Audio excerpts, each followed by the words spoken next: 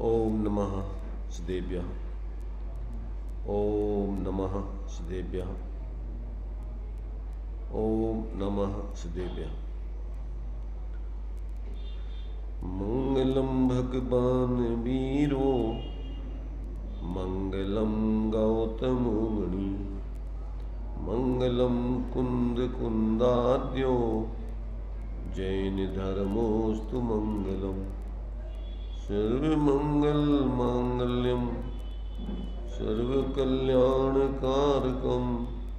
प्रधानम सर्वधर्माणां जैनं जयतु शासनम जैनं जयतु शासनम सकल विभाव अभाव कर किया आत्म कल्याण परमानंद सुबोधमय नमो सिद्ध भगवान आत्म सिद्धि के मार्ग का जिसमें सुभग विधान उस समाधियुत तंत्र का करूं सुगम व्याख्यान।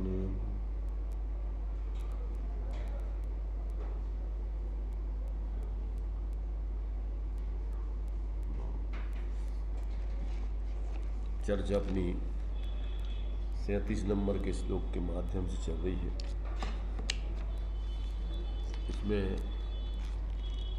विषय अपना चल रहा है कि अविद्या के संस्कारों से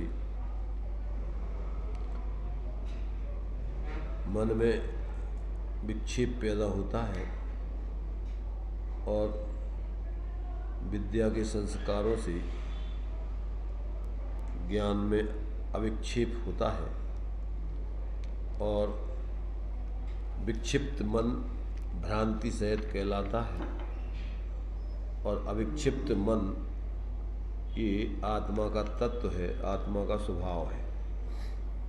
ये विषय यहाँ पर इस छंद में स्पष्ट किया जा रहा है। तो इसी का अभी अपना खुलासा चल रहा था कि विक्षेप का कारण क्या है। तो अविद्या विक्षेप का कारण है और वो अविद्या क्या है, अविद्या के संबंध में खुलासा चल रहा है। तो यहाँ शरीर में एकत्वपना करना, शरीर को पवित्र मानना, शरीर को नित्य मानना और ये सब जो अंदर के ज्ञान में इस प्रकार की जो भावना है, विचार है, वो सब विद्या के अविद्या के संस्कारों के माध्यम से ये खड़े होते हैं। ये बात अपनी यहाँ पर चल रही है। तो अभी 49 पेज पर अपना विषय चल रहा था कि भिन्न देहादिक पदार्थ में आत्मीयता की भावना से अविद्या के संस्कार खड़े होते हैं। कैसे? भिन्न देहादिक पदार्थ जो आत्मा से पृथक हैं उनमें आत्मीयता की भावना, देह जीव को एक गिने, शरीर को आत्मा मानने की जो भावना है वो तुम्हारे अविद्या के संस्कारों को दृढ़ करती है। ये बात यहाँ पर ये पॉइंट बिंदु लेकर के और इसको स्पष्टीकरण कर रहे हैं। देखिए यहाँ पर भिन्न देहादिक पदार्थ में आत्मीयता की भावना से अविद्या संस्कार। यह शरीर आत्मा से अत्यंत भिन्न है, किंतु मैं यही हूँ। शरीर से अतिरिक्त अन्य कुछ सद्भूत पदार्थ हूँ, ऐसी उसकी भावना ही नहीं बनती। यह अविद्या का ही तो संस्कार है। यह मेरा है, यह मेरा पोता है, यह मेरा बच्चा है, इनके लिए ही मेरी जान है, औरों के लिए तो थोड़ी भी कृपा की गुंजाइश नहीं है। यह क्या है? यह अविद्या का संस्कार है। यही तो कठिन वेदना है, अत्यंत मलिनता है। इस अविद्या संस्कारों के द्वारा अवश्य होकर यह विक्षिप्त होता हुआ, एक उठा के तो लगा देते। चल विक्षिप्त होता हुआ यत्र तत्र दौड़ लगाता है, कहीं मन ही नहीं लगता। जितने यक्ष होते हैं, जितने लाभ होते हैं, वे सब अविद्या के संस्कार से ही तो होते हैं। माया में पदार्थ ही परमार्थ चंचना और इन वैभव संपदाओं से इतना गहरा लगाव रखना कि इससे ही मेरा जीवन है, सत्य है, और उसकी ही अत्यंत तृष्णा बनाना। तृष्णा के रंग में, लोभ के रंग में गहरे रंगे रहना, यह सब क्या है? यह अविद्या का ही तो संस्कार है। यहाँ पर संस्कार रात्रि में जो आए थे उसमें विषय चला था ये, पुरुषार्थ और संस्कार के विषय के संबंध में। ये संस्कार है अपनी धारणा में जो विचार करके अपन बार बार उसकी भावना भाते हैं, और जो अपनी अभिप्राय में, ज्ञान में विपरीतता जो लब्धि ज्ञान में जमा लेते हैं, उसी का जो है अपन बार बार विचार करते रहते हैं, भावना भाते रहते हैं। तो ये संस्कार जो है, जो भी चीज़ अपने अनुभव में आती है और उस अनुभव के आधार पर अपन धारणा ज्ञान में जमा लेते हैं और उसी को निरंतर दोहराते रहते हैं। तो ये जो है देह जीव को एक अनादिकाल से जीव मानता आता है, जिस पर्याय में जाता है उस पर्याय रूपी अपने को अनुभव करता है। तो अब जो देहादिक अपनी आत्मा से भिन्न है, जल पय ज्यों जिय तन मेला, पे भिन्न भिन्न नहीं भेला, तो प्रगट जो दे धन धामा, तो प्रगट जो दे धन धामा, क्यों हुए मिलिक सुतरामा। जब एक छित्रावगाही संबंध ये शरीर ही अपने से पृथक है, तो प्रगट रहने वाले अपने जो बच्चे, परिवार, कुटुंब, रुपया, पैसा, मकान, ये वो सब, ये तो प्रगट अपने से भिन्न है। परंतु इस अज्ञानी मिथ्या दृष्टि जीव को ये अविद्या के संस्कार, मतलब मिथ्या ज्ञान के जो संस्कार है, ये चले जा रहे पर्याय पर्याय से, और इसी के कारण से अपने अविद्या के संस्कारों को बार बार पुष्ट करता रहता है।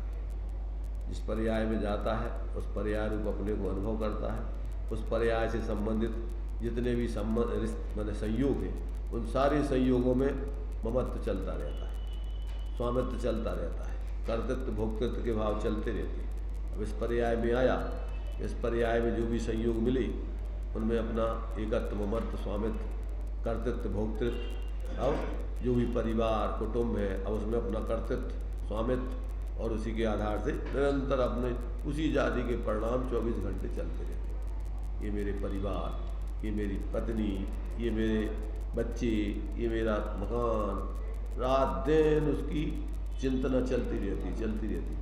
तो ये अविद्या के संस्कार जो है ये जीव पुष्ट करता रहता है, और इससे क्या है कि मन इसका विक्षिप्त बना रहता है। निरंतर संकल्प विकल्प, संकल्प विकल्प, संकल्प विकल्प, संकल्प विकल्प, रात दिन इसके होते रहते हैं। तो ये जो है यहाँ पर कहते हैं कि ये जो अविद्या के संस्कार रूप मन है, जो विक्षिप्त मन कहलाता है, ये विक्षिप्त मन क्या है? आत्मभ्रांति है। ये अपन क्या पढ़ते हैं? आत्मभ्रांति सम रोग नहीं, सदगुरु वैद्य सुजान, गुरु आज्ञा संपथ नहीं, औषधि विचार ध्यान। अब यदि आपको इस आत्मभ्रांति के रोग को दूर करना है तो तत्व के विचार, ताते जिनवर कथित तत्व अभ्यास करीजिए और संशय विभ्रम मोह त्याग आपको लग लीजिए। ये मिथ्यात्व को इन कुसंस्कारों को तोड़ने के लिए ये दवाई है, ये आपकी औषधि है। औषधि विचार ध्यान। और वैद्य कौन है? गुरु आज्ञा, भगवान जिनेंद्र आचार्यों की आज्ञा को मानना, बार बार आप उसी का चिंतन मनन करना, उसी का घोलन करना, उसी के माध्यम से अपने ज्ञान को बार बार संस्कारित करना। तो ये आपके लिए जो है औषधि, ये आपके हित में है। तो ये अपन जब तक अपन वेद विज्ञान होकर के आत्मबोध नहीं हो जाए, तब तक ये बार बार अपन को ये तत्व अभ्यास और स्वरूप का ध्यान, ये इसके अलावा और कोई उपाय नहीं है मिथ्यात्व को, इस भ्रांति को तोड़ने का। इसके विपरीत जो अपन रात दिन, अब ये तो बुद्धिपूर्वक अपन को अगर मिथ्यात्व को गलाना है, ये कुसंस्कारों को तोड़ना है, अविद्या का नाश करना है, तो ये आपको जहाँ आप 24 घंटे रहते हो और जब ये विचार उठते हैं तो उसके विपरीत आपको ज्ञान खड़ा करके और उस विचारों को तोड़ने चाहिए। ये नहीं है कि यहाँ आकर के अपन ने इसको सुन लिया और उधर जा करके वो मिथ्यात्व के संस्कार पुष्ट करते रहे, कुछ नहीं होना। ये जो दिया 6 महीने अभ्यास करने का, आचार्यों ने जो गारंटी दी है कि 6 महीने अगर अभ्यास करोगे, एक 6 महीना कहो मेरा मान ले, तो ये जो है 6 माह अगर व्यक्ति निरंतर धारा प्रवाह अगर इसका अभ्यास करे, अकेले यहाँ नहीं, 24 घंटे उसका ये इसके विपरीत विचार चले, तो इसका मिथ्यात्व टूट करके और आत्मबोध की सिद्धि हो सकती है। पर शर्त ये है कि धारा प्रवाह इसका चलने चाहिए। पर ये तो क्या है कि इधर सुना और इधर सुन करके और वही अंदर अभिप्राय में बैठा हुआ है, चलो अपने काम में लगे। अब ये तो गया यहीं का यहीं, उस थोड़ा सुना और सुनने के बाद यहीं छूट गया, तो वो मिथ्या गलता नहीं है। और उसका जो है अविद्या के संस्कार क्षीण होकर, विद्या माने आत्मबोध की प्राप्ति, सम्यक ज्ञान की प्राप्ति इसको होती नहीं। तो ये बात यहाँ पर दी गई है कि अविद्या के संस्कार जी ये सब निरंतर क्या करता रहता है, इसी को दोहराता रहता है। यह शरीर आत्मा से अत्यंत भिन्न है, किंतु मैं यही हूँ, शरीर से अतिरिक्त अन्य कुछ सद्भूत पदार्थ हूँ, ऐसी उसकी भावना ही नहीं बनती है कि मैं शरीर से अलग कोई अलग एक सत्ता लिए हुए हूँ, मेरा आत्मा इस शरीर से भिन्न है, ऐसा कुछ विचार ही नहीं चलता। देखो शास्त्र पढ़ लेना सुन लेना अलग चीज़ है, अपने अंदर ये भाव उद्भूत होकर के खुद का स्फूर्त रूप से विचार चलना अलग चीज है। यहाँ पर बैठे हैं, अब इतना तो चल रहे हैं, समाधि तंत्र में पढ़ रहे हैं, ये आचार्य कह रहे हैं भैया ये देहादिक जो है शरीरादिक आत्मा नहीं है, शरीर अनित्य है और वास्तव में मैं नित्य हूँ, अनादि अनंत हूँ। तो ये तो अपन निधर पढ़ लिए। अब वो संस्कार जो बैठे होंगे पर्याय के, अब बस चलो अपने काम करें, हमारा परिवार, हमारे बच्चे, हमारा ये, हमारे फलाना जो भी है सब, वो सब बिल्कुल पूरे के पूरे मिथ्या संस्कार चालू। दुकानदार हैं तो अपने ग्राहक, अपन दुकानदार, माने कितने प्रकार के मिथ्यात्व के संस्कार पर्याय जनित संयोग जनित मूर्ताओं को पोषण करता रहता है। वो तो सोचते नहीं है कि कौन ग्राहक, कौन दुकानदार, कैसे दुकानदार। अरे ये तो अपन नौकरी कर रहे हैं। अपन जैसे मान लीजिए कोई व्यक्ति किसी दुकान पर नौकरी करता है, टोडामल जी ने दिया कि सम्यक दृष्टि गुमास्ता जैसा काम करता है। क्या अर्थ होता है?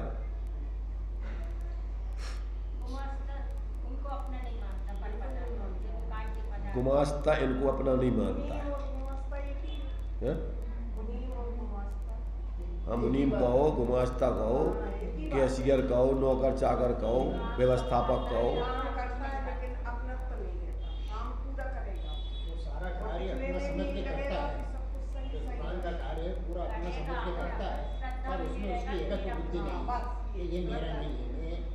ये तो उसको एक पैसे का नुकसान होगा तो उसको मतलब वो भी अखरेगा कि सेठ जी का नुकसान न हो, पर उसको एकत्व बुद्धि नहीं है, अपना समझ के नहीं करता, समझता है ड्यूटी समझ के करता।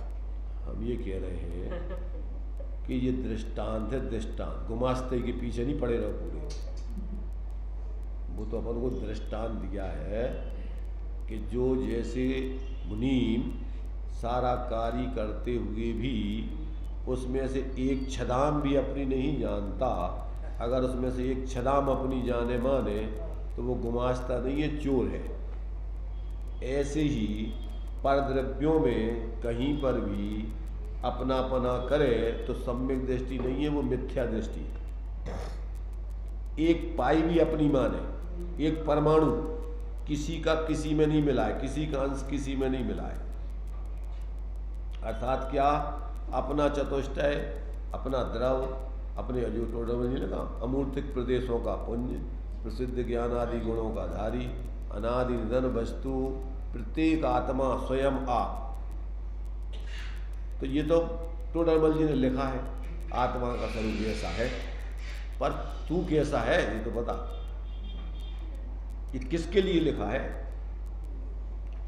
देखो इतनी सरल बात है, इतनी सहज बात है, परंतु जिसकी अभी होनहार ठीक नहीं है, अभी संसार में भटकना है, पढ़ता है तो पढ़ जाता है, सुनता है तो सुन जाता है, जैसे दूसरों की बातें सुन रहा हो, सुनाता है तो जैसे दूसरों की बातें दूसरों को सुना रहा हो, ऐसा सुना जाता है।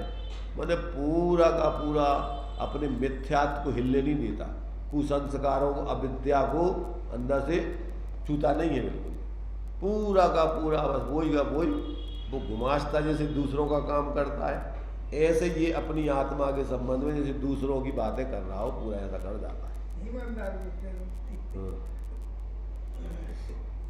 ये सब मिथ्यात्व के संस्कार चारों गति में चल रहे हैं ऐसे कि ये खाली मनुष्य गति में। अभी तक तो चारों गति में बताया आचार्यों ने, चारों गति में, चारों गति मिथ्या दृष्टि को अकेली मनुष्य पर्याय मेरे मिथ्या दृष्टि। मतलब उनको भी ऐसे मिथ्यात्व के प्रियम चल रहे हैं।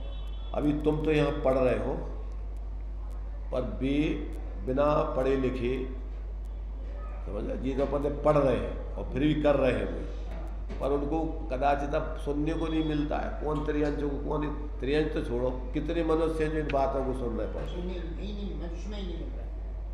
अभी अपने जैनों में कितनों को है जो स्वाध्याय कर रहे हैं, कितने हैं जो इस पर विचार कर रहे हैं। स्वाध्याय भी कर रहे हैं तो रूढ़ी से पढ़ लिया, अपन चलो दौड़े, इतने तो आए औपचारिकता में धर्म, चलो ये स्वाध्याय कर भी चलो। ये नहीं है कि ये अपना स्वरूप है, अपना स्वरूप ऐसा है, अपन किसका स्वाध्याय कर रहे हैं। ये जो है समाधि तंत्र ग्रंथ पढ़ रहे कि अपना स्वरूप पढ़ रहे, ये अपनी कहानी चल रही, ताश भ्रमण की है बहु कथा, पे कछु कहूँ कही मुनि यथा। तो ये अपनी कहानी चल रही कि समाधि तंत्र की कहानी चल रही। माने इसके बारे में अपन गहराई से कुछ नहीं, एक औपचारिकता में। अब जैसे मान लीजिए, अब यहाँ जैसे मान लो हम नहीं हुए स्वाध्याय में, हम नहीं आ पाए, तो अपन क्या करेंगे, इधर उधर ताकेंगे, झाँकेंगे, अरे अरे यार बताओ, बेकार का समय हो गया, बताओ यार क्या है। तो इसका मतलब हम सुना रहे हैं इसलिए बैठ के सुन रहे हो, ये अपना ये नहीं है कि अपन आकर के अपन भैया स्वाध्याय अपन को अपन ने क्या पढ़ा था, अपन देखो क्या लिख रहे आचार्य, अपने जीवन में क्या चल रहा। अब चूंकि ये देखो, ये तो जिनके जीवन में आत्मबोध हो जाता है तो 24 घंटे वेद विज्ञान, उनको शास्त्र नहीं पढ़ना पड़ता, उनको पढ़ना पड़ता है क्या, वो तो 24 घंटे निरंतर इस तरीके से जीते ही हैं, उठते बैठते खाते पीते चलते फिरते, उनको तो 24 घंटा शास्त्र, उनका जीवन शास्त्र है। रामचंद्र जी को 14 वर्ष वनवास हो गया, वो 14 वर्ष वनवास नहीं हो गया, वो तो उनकी परीक्षा चल रही सब, क्या टेस्ट है ये सब। सम्यक दृष्टि के लिए जितने भी शुभाशुभ कर्म के उदय की परिस्थितियां हैं, ये तो उसके जीवन की परीक्षा है, जो उसने वेद विज्ञान करके जो उसने प्रयोग कर रहा है, उस प्रयोग के टेस्ट चल रहा है उसके लिए 24 घंटे। उस टेस्ट में अगर वो सफल होता है तो समझ लो कि हाँ, उसके पुराने बने हुए कर्म निर्जित होंगी, आगे के लिए वो निर्मुक्त होता जाएगा।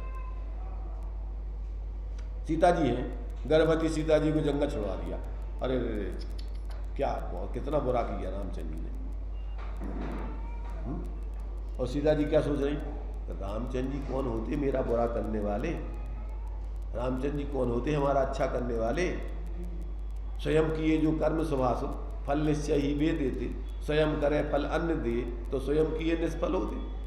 तो वो तो कितांत वक्त से कह रही है कि भाई उनसे श्री रामचंद्र जी से कह देना कि भैया आपने कुछ नहीं किया, ये तो हमारे जो बंधे हुए कर्म उनके उदय में परिस्थिति बनी, आप तो निमित्त मात्र बने हो, इसलिए आप किसी प्रकार दुखी नहीं होना और धर्म नहीं छोड़ देना।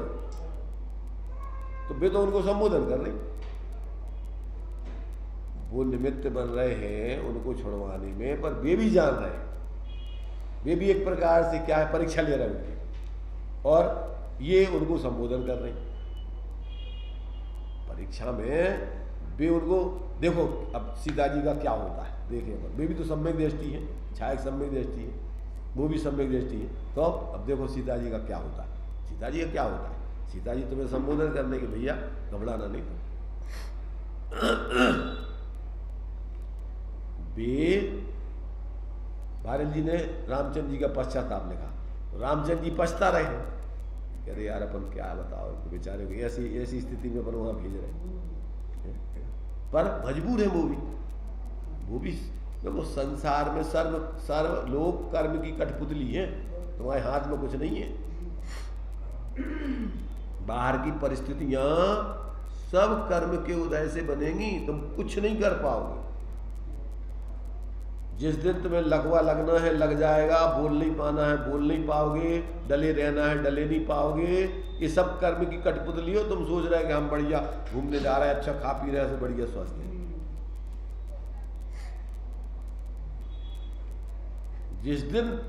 जिस दिन पाप का उदय आएगा, रास्ते में ही लगवा लगेगा, वहीं गिर जाओ, उठ नहीं पाओगे, वहां से उठा के लाना पड़ेगा गाड़ी में रख कर।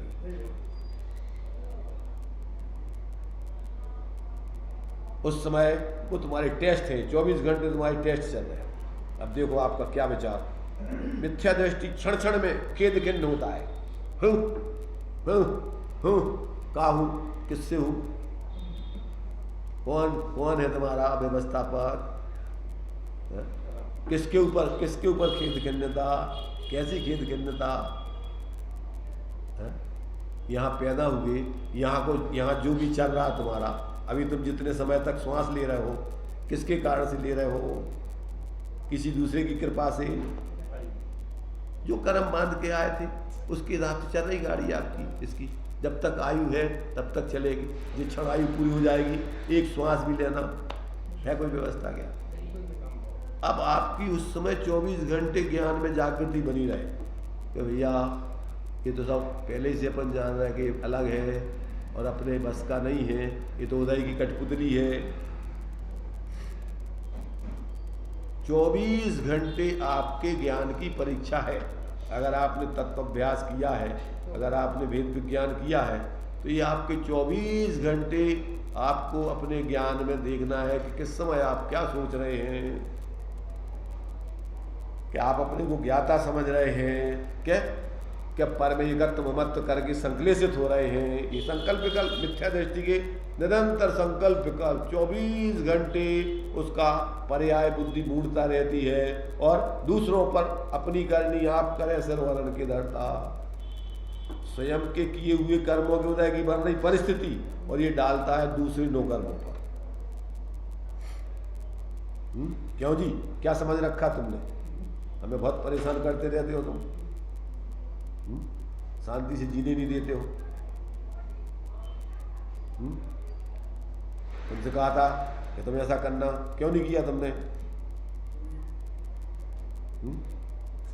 अब पुण्य का उदय होगा तो कि हाँ साहब गलती हो गई, और अब पाप का उदय होगा तुम्हारे बाप के नौकर लगे क्या हम, तुम नहीं आ सकते क्या है? क्या समझ रखा तुमने। अब उस समय क्या होगा, अब तीव्र कर्तृत्व बुद्धि स्वामित्व बुद्धि होगी, तो अगर ताकत होगी तो तई गाली माली देने लगोगे, और अगर उतनी ताकत नहीं होगी तो अंदर मन महसूस करके और अंदर ही अंदर कुड़ते रहोगे, आर्थ ध्यान करोगे। क्या चल रहा है ये तुम्हारे अविद्या के संस्कारों की पुष्टता चल रही है। कमलेश भाई सुनाई दे रहा क्या, क्या क्या सुनाई दे रही है? सब कर्मों पर डाल देंगे तो फिर स्वाभिमान कहाँ? क्या सब चीजें कर्मों पर डाल दी तो फिर ऐसा करे और ऐसा। नहीं तो तुम स्वाभिमान की परिभाषा में क्या है? स्वाभिमान की परिभाषा में आएगा कि मैं साक्षी हूँ, मेरा कुछ नहीं है, मात्र जानना मेरा काम। ये स्वाभिमान की परिभाषा है। जो कुछ हो रहा है ये सब कर्म के उदय का नाटक है, इसमें मेरा तो मात्र इतना ही काम है। ज्ञान राग तो मेरो मिलो, लिखनो करनो तन को भयो, कागज मसी अक्षर आकार, लिखिया अर्थ प्रकाशन हार। यद्यपि यह पुद्गल को खंड है, तथापि शुद्ध ज्ञान निबंध। मैं हूँ जीव द्रव्य चेतना स्वरूप मेरो, लगो है अनादि को कलंक कर्म मल को, ताही को निमित्त पाए रागादि के भाव भई।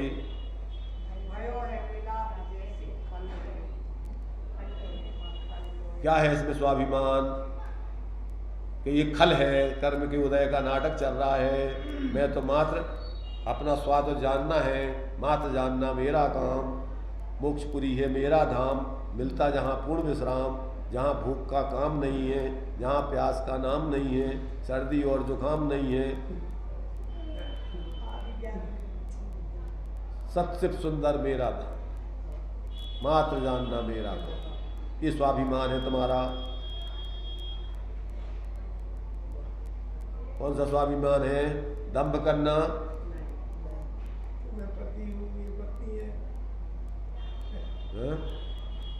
अकड़ बताना दूसरे पे, ये दुराभिमान है। उनको अपने समान जीव नहीं समझना और उनको समझना ना कुछ और अपने को समझना बहुत श्रेष्ठ। ये क्या है? ये दुराभिमान है और इसका परिणाम रावण जैसे ऐसी स्थिति आती है।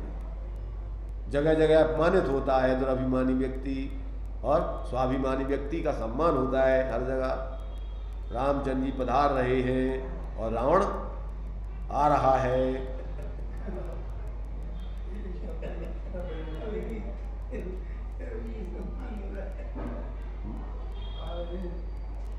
श्री बलरामचंद्र की जय। और ये राक्षस वंशी, ये दुराभिमानी, इसको मारो अभी भी। तो जो मारने वाले हैं वे भी महादुराभिमानी। वो तो आगे जाके तीर्थंकर बनेगा और तुम नरक में जाकर के डंडे खाओगे।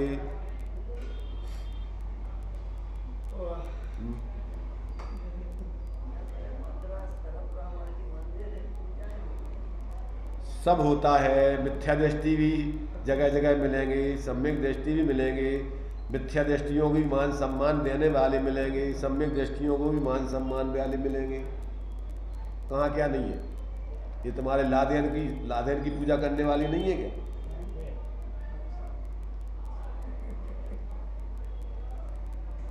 अभी तो तुम्हारे ऊपर है कि तुम्हें क्या पसंद है।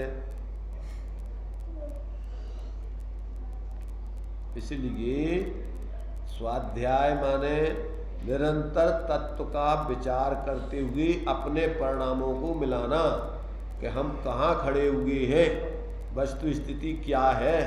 हम 24 घंटे अपने अविद्या के संस्कारों को दृढ़ कर रहे कि विद्या के संस्कारों की पुष्टि कर रहे।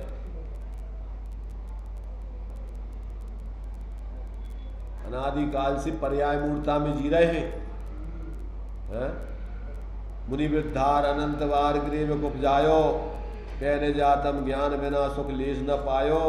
ताते जिनवर कथित तत्वाभ्यास, मैं मुनि हूँ, मेरे लिए मान सम्मान होना चाहिए, ऐसा ऐसा कार्य होने चाहिए, बैंडबाजी चलने चाहिए हमारे संगे। शादी होने पे भी बैंडबाजी और दीक्षा लेने पे भी बैंडबाजी। दोनों का एक ही जैसा कार्यक्रम। वहां भी राग रंग की जरूरत, यहाँ भी राग रंग की जरूरत, मान सम्मान की जरूरत है। बहुत अंदर में होश पूर्वक जीने का काम है धर्म के क्षेत्र में। बाहर में नाटक करना सरल है, परंतु यथार्थता में जीना आपके लिए तुम्हारी इस जीवन की परीक्षा या शोभा है कि तुम्हारा यथार्थ जीवन है होश पूर्वक जीना। और बेहोशी में जीते रहना ये तुम्हारी महामूर्खता है।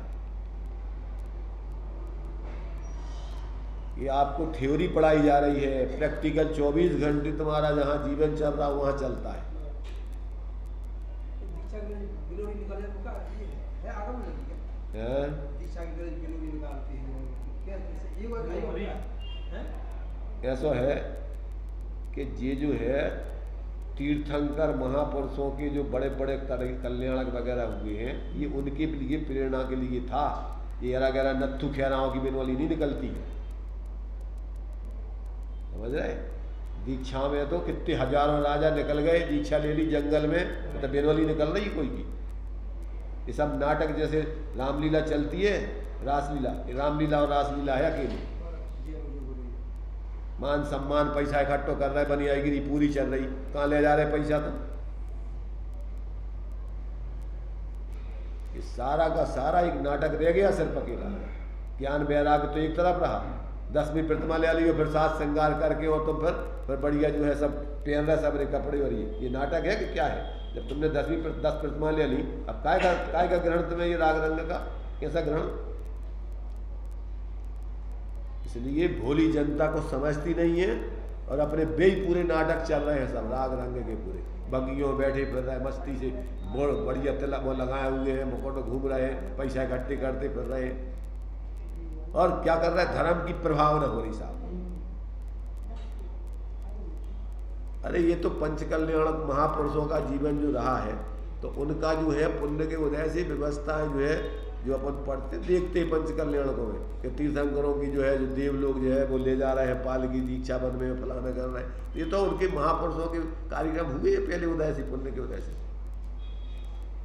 तुम जो जिनके लिए अभी मिथ्या दृष्टि पैदा हुए, तो तुम्हें तो वैराग पूर्वक संसार से उदासीन होकर के दीक्षा लेना है कि तुम्हें राग रंग का पोषण करना है। देखो सारी, हाँ चलो सारे लोगों की सुनो, चल सारे लोग अपनी अपनी बात का पोषण करने के लिए उनके पास सब कुतर्क हैं। अपनी बात सिद्ध करने के लिए कहेंगे वैराग्य की परीक्षा है, इनको वैराग्य है कि नहीं है। इनके लिए कितना वैराग्य है इसकी परीक्षा कर रहे हैं। अरे पहले अगर तुम्हारी तो अपनी परीक्षा दे लो, उनकी परीक्षा कर रहे हैं तुम। जगह जगह पागलपन की स्थितियां करते हुए खड़े करके और वातावरण गंदा कर रहे हैं, और तुम साहब एक दूसरे का मुंह नहीं देख रहे, एक दूसरे के प्रति ऐसे दुश्मनों जैसा व्यवहार रख रहे, साधर्मियों के प्रति एक दूसरे संघ के कितना परस्पर विरोध है। एक आचार्य दूसरे आचार्य के शिष्यों से मिलना नहीं चाहे, एक ही संघ के आचार्य दंभ में घूम रहे, एक दूसरे से मिलना नहीं चाह रहे। क्या प्रेरणा दोगे तुम दूसरों के लिए? किस मोह से प्रेरणा दोगे? तुम्हारा जीवन प्रेरणा दे रहा है कि तुम कितनी मायाचारी कर रहे, बाहर में क्या दिखा रहे, अंदर में क्या रख रहे। परम शिष्य परम शिष्य परम शिष्य, और क्या कर रहे?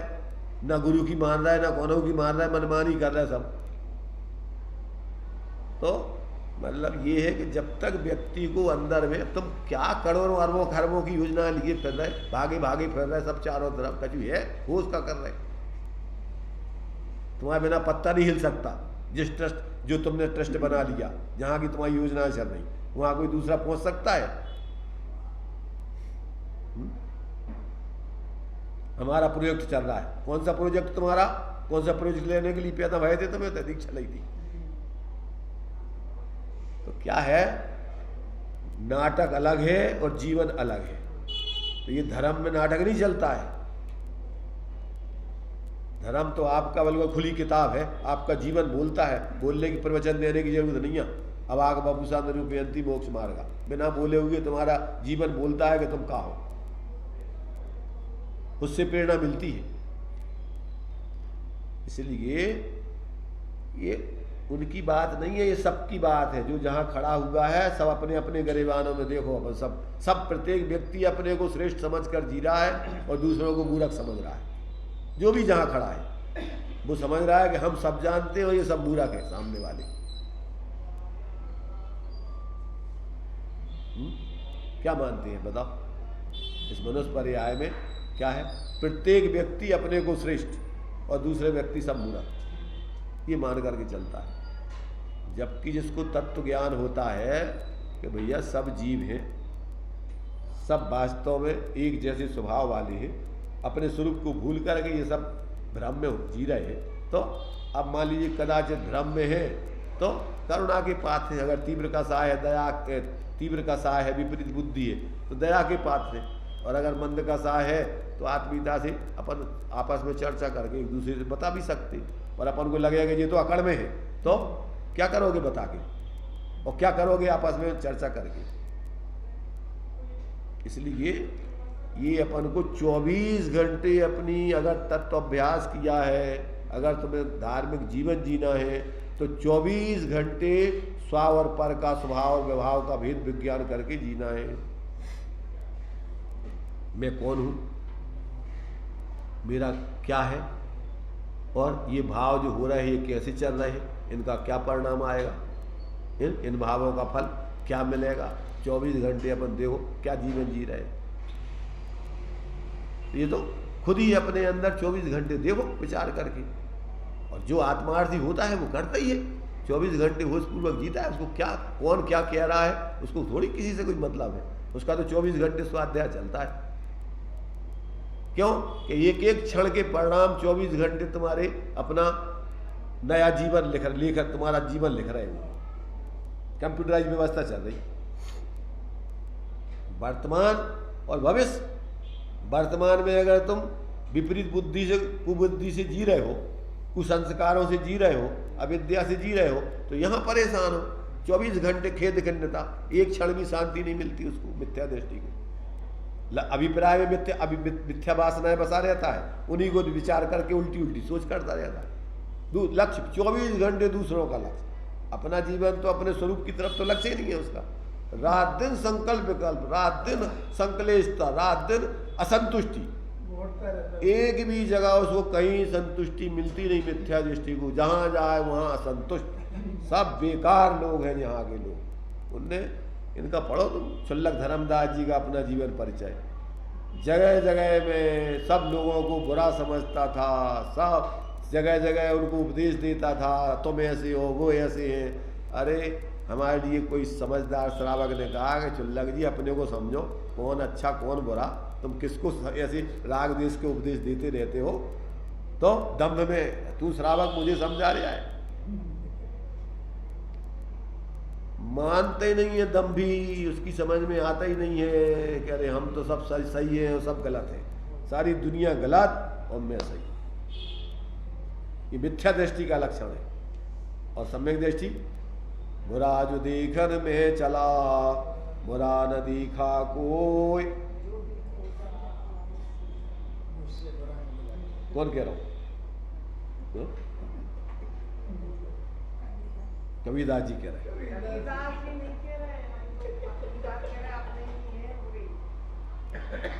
अगर अपन बुरे लगने लग जाएं तो उस दिन से तुम्हारा आत्मकल्याण का कार्य चालू हो जाए।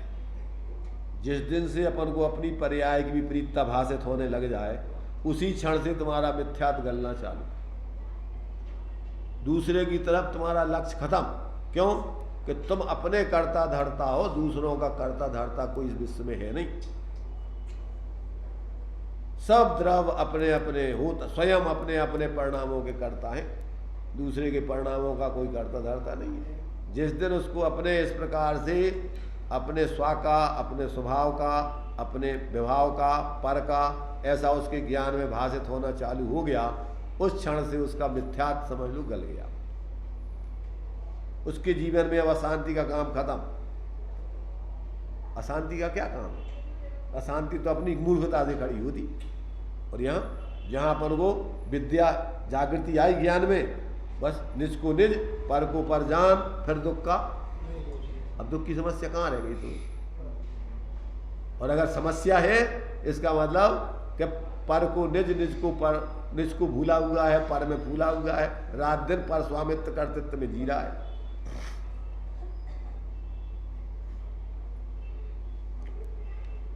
बेचैन रहता है मिथ्या दृष्टि 24 घंटे, जब तक उसको पर कर्तृत्व का काम नहीं मिले उसको तो चाहिए कुछ ना कुछ। मिथ्या दृष्टि को कुछ ना कुछ उठापटक संकल्प विकल्प के लिए काम चाहिए, और है स्वतंत्र निश्चल निष्काम। जिस दिन उसको संकल्प विकल्प कसाय करने के काम नहीं मिले उस दिन उसको बेचैनी। दुकानदारों की दुकान बंद, उस दिन उसका समझ लो कि खजिया कुत्ता जैसा घूमता फिरता, करेंगे हम आज टाइम कैसे पास हुए हमारा है? नौकरी से अगर रिटायरमेंट हो गया तो अब पहले से काम ढूंढ लेता कि हम कहाँ अपना समय व्यतीत करेंगे, समय पास कैसे करेंगे। ये मिथ्या दृष्टि का लक्षण है। सम्यक दृष्टि तो नौकरी करते हुए भी वो उस समय वहाँ पर अपने सिर पे बोझ देखता है 24 घंटे, कहाँ पर कहाँ विकल्पों में जबरदस्ती के इसमें लगे हुए हैं हम माली करने, ना कोई लेना ना देना, 4 दिन की जिंदगी, और अपन क्या गुलामी में फंसे हुए हैं फोकट की। अपन को जरूरत है नहीं कुछ भी, फिर भी जबरदस्ती आसक्ति से अपन 24 घंटे विकल्पों में लगे हुए, दूसरों की गुलामी नौकरी कर रहे हैं। नाराज और ऐसी तो बैठी हाथ पे हाथ जोड़ो, ऐसे जैसे मेहमान लोग जो है जब तक परसों नहीं जा रहा हो जब तक बैठे हुए इंतजार कर रहे हैं कि भैया परसों का चीज हम खावे पीवे चालू है। इंतजार, इस इंतजार में रहते हैं कब झंझट से छूटे और अपना काम करें।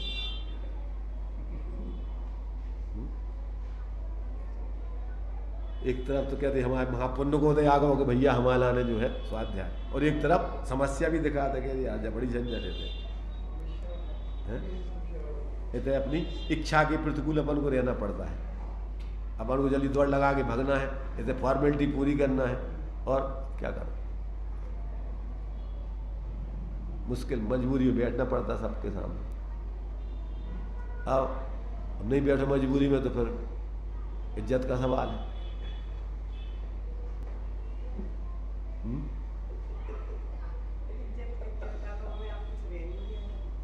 इज्जत बिल्कुल नहीं रहेगी तुम्हारी।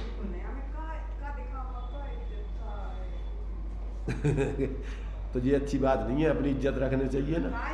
रही मन पानी राख ये पानी बिन सब सून, और पानी गए न उबरे मोती मानस चून। बेइज्जती का कोई जीवन नहीं होता है, बेइज्जती से तो मर जाना श्रेष्ठ बताया है।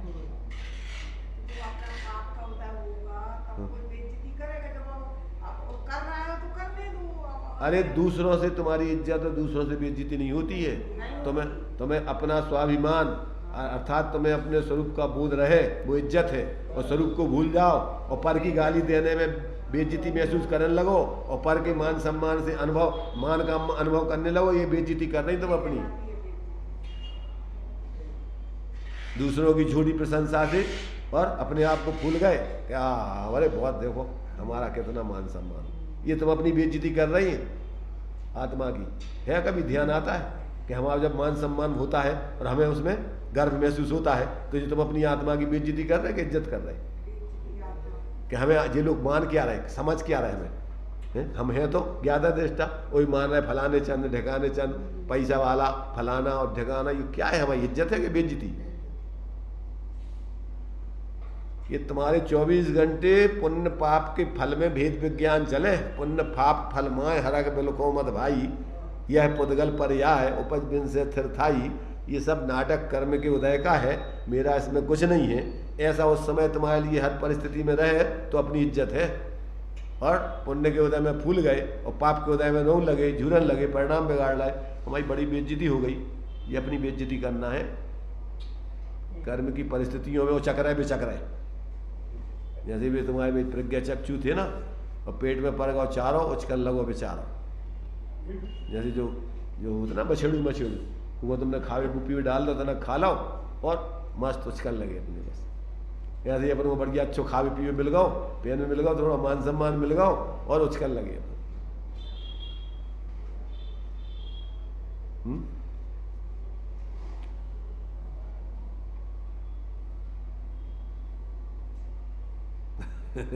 चौबीस घंटे तुम हाथ देखा जा रही हो, इस समय शरीर की बात चल रही है कि सब शरीर अपन नहीं है। होता ही देखा जा रही कि हमारे हाथ अंगूला लाल नहीं हो रहा, पीले हो जा रहे।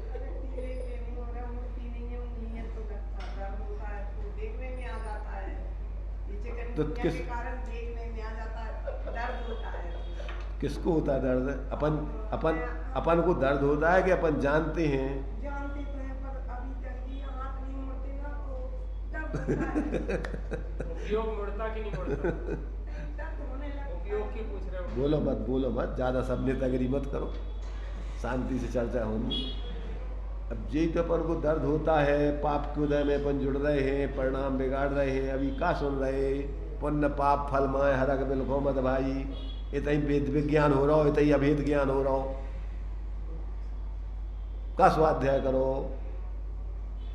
अबे हम एक जो ही तो स्वाध्याय करा रहे कि जैसा उदय नाटक कर्म के हैं, अब उस कर्म के उदय में जो ज्ञाता रहे वो स्वाध्यायी है, और जो उसमें जुड़ गए पुण्य के उदय में हर्षित हो जाए, पाप के उदय में रोने लग जाए, वो स्वाध्यायी है कि मोही है? फिर क्या करने हम? अबे तो भैया हम क्या करें, हम तो अभी मिथ्या दृष्टि है। अभी कल वो तुम्हारे से आशीष भाई आए थे, अशोक जी ट्रांसपोर्ट के सुपुत्र, शाम के दोपहर में आए थे। जब स्वाध्याय 4 बजे गए थे, लगभग 4 बजे नहीं, यहाँ जब अपना स्वाध्याय चालू होता 3:30 नेट 3:30 बजे 1 घंटे लगभग वो बैठे रहे, चर्चा करते रहे। तो वो पूछ रहे थे हमसे, अष्टपाहुड़ में जयचंद जी छाबड़ा ने कौन सी गाथा की टीका में लिखा है कि जो लोग स्वाध्याय करते हैं उनको अपने लिए मिथ्या दृष्टि नहीं मानना चाहिए। कि हमें समझ में नहीं आओ जो कैसे लोगों ने कि जो तत्वाभ्यास करते हैं उनको अपने लिए मिथ्या दृष्टि नहीं मानना चाहिए, उनको अपने लिए सम्यक दृष्टि जानना चाहिए। तो कि हमारी समझ में नहीं आओ जो कैसे लोगों अभी मैं कैसे मेल बैठा। हमने कि देखो ऐसा है कि जिस व्यक्ति को टॉप क्लास में नंबर लाना है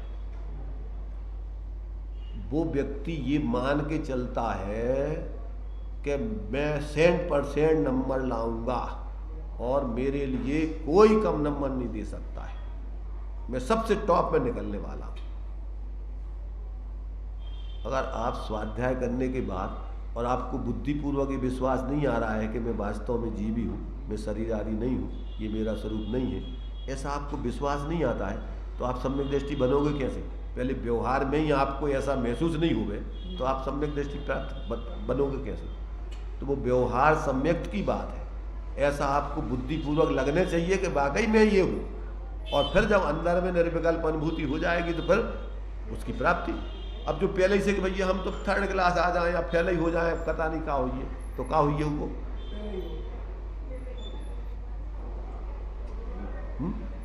जो ये पढ़ रहा है तो उसको ये समझ में आना चाहिए ना कि वाकई ये तो मेरा स्वरूप ऐसा ही है, मैं ऐसा ही हूँ, ऐसा उसको बुद्धिपूर्वक लगने चाहिए कि नहीं लगने चाहिए? और नहीं लगेगा तो वो सम्यक दृष्टि बनेगा कैसे? ये बताओ, कौन बनाएगा उसको सम्यक दृष्टि?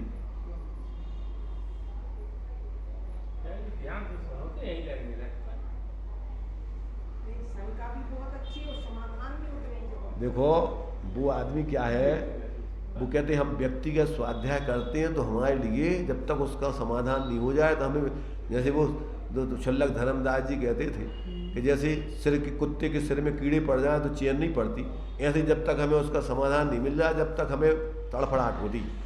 अब वो समाधान कोई कर नहीं पाता तो घूम फिर के हमारे पास आते। अगर कह रहे अगर आप नहीं होते तो हम तो ऐसा लगता है जिंदा ही नहीं थी हम तो, हमारे लिए न था, हमें कोई समाधान सही देने वाला नहीं है। कौन दे समाधान इनका? हम जैन कुल में तो पैदा हो गए और जैन कुल की ये मर्म की बात है, हमें अगर कोई बताने वाला नहीं हो तो हमारा काय को जैन धर्म में पैदा होना क्या सार्थकता है? बहुत गहराई से उसका जो है चिंतन चलता है बहुत। हम दूसरों को समझाते हैं तो उसमें तो हमारी स्थूल बुद्धि हो जाती है, पर हम जब गहराई से अपना अध्ययन करते हैं तो उसमें हमें मजा आता है। अब किनको जिज्ञासा उठती, किनको क्या लेना देना? क्या तो कोई अपने को सम्यक दृष्टि मान के संतुष्ट हो जाएगा और या फिर भ्रम में पड़ा रहेगा, कह रहे हमें कहाँ हमें सम्यक दृष्टि पड़ा, अपन तो मिथ्या दृष्टि। जब वो व्यक्ति अपने को ये मानेगा कि वाकई, तब तो वो उसका जीवन सम्यक दृष्टियों जैसा होगा और होगा तभी वो सम्यक दृष्टि बनेगा। साइकिल सीखने वाले को भैया हम तो सीख ही नहीं पाएंगे, गिर जाएंगे, कहूँ गिर जाएंगे, तो सीख जाएगा वो? उसको तो ये लगेगा बिल्कुल मैं जैसे सब चला रहा है बिल्कुल ऐसे ही चलाऊंगा, मैं कुछ नहीं कर सकता। तब जाकर के सीख पाएगा। सीखने वालों से ज़्यादा उसको सीखने वाले की जैसी उसकी उमंग और उसको ऐसा लगेगा जब सीख पाएगा वो। इसलिए भैया देखो, स्वाध्याय कोई ज्ञानियों के वचनों को समझना, उनकी विवक्षाएं समझ करके अपने जीवन में घटाना कोई सामान्य बात नहीं है। और उससे फिर अपना प्रयोजन सिद्ध हो रहा है कि हाँ ये बात ऐसी है, ये अगर ऐसा नहीं होगा तो अपना प्रयोजन ही सिद्ध नहीं होगा।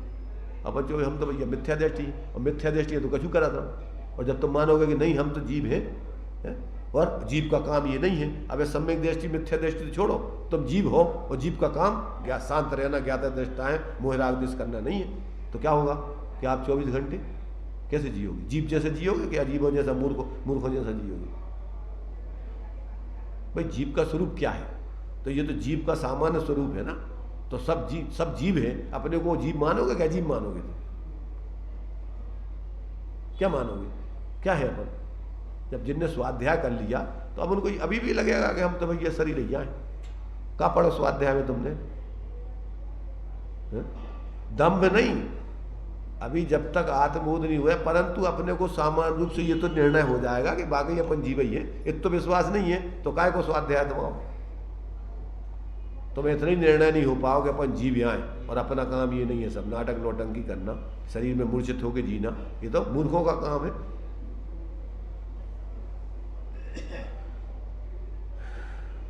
तो ये कई पॉइंट तुम्हारा आज पूरा किसी का स्वाध्याय पूरा हो जाए तो बहुत काफी, क्योंकि यही को तो विस्तार है पूरा जीवन, सारा जीवन इसी के विस्तार में चल रहा है पूरा। अब कितनी विस्तार करते जाओ, ये तो थोड़ी बहुत वानगी के रूप में उन्होंने लिखी है चीजें।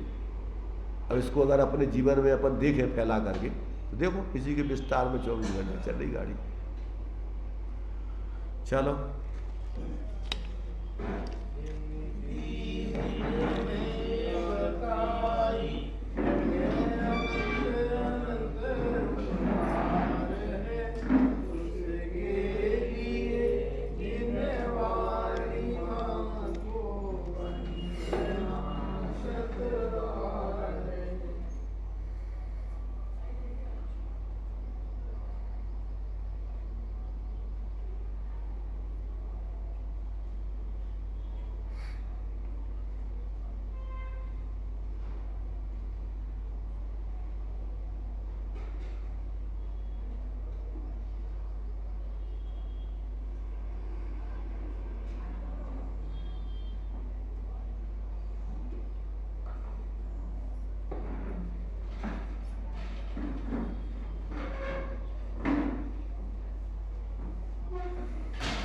द्वादशांग जन्माणी पंच परमेष्टि।